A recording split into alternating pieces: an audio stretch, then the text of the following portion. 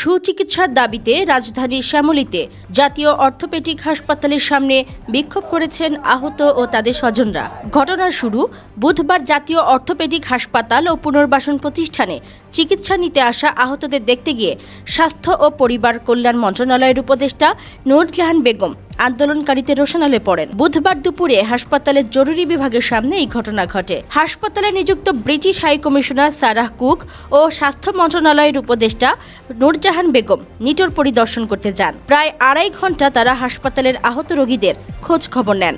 পরবর্তীতে হাসপাতাল থেকে বের হওয়ার সময় সাংবাদিকদের সঙ্গে কথা বলার জন্য আহতদের সরতে বলা হয়। এ ঘটনায় হাসপাতালে আন্দোলন শুরু হয় এবং আহতরা উপদেষ্টার গাড়ির সামনে দাঁড়িয়ে যান। এক পর্যায়ে একজন আহত ব্যক্তি গাড়ির সামনে বসে পড়েন, আরেকজন গাড়ির উপর উঠে পড়েন। উপদেষ্টা নূরজাহান বেগম ও ব্রিটিশ রাষ্ট্রদূত অন্য একটি গাড়িতে করে সেখান থেকে চলে যান। এরপর তারা স্বাস্থ্য মন্ত্রণালয়ের গাড়ি ও প্রোটোকলে থাকা পুলিশের গাড়ি আটকিয়ে রাস্তায় অবস্থান নেন। এই বিষয়ে আন্দোলনরত আহতদের অভিযোগ, উপদেষ্টা কিছু নির্দিষ্ট রোগীর সঙ্গে কথা বললেও সকলের খোঁজ নেননি। তাদের আশা ছিল উপদেষ্টা সকলের সমস্যা শোনার পর তার কার্যকরী সমাধান দেবেন। খাবারের মান নিয়ে অসন্তোষ জানান তারা আরও বলেন, আর্থিক সাহায্য ও উন্নত চিকিৎসার জন্য বিদেশে নেওয়ার আবেদন করলেও কোনো ব্যবস্থা নেওয়া হয়নি।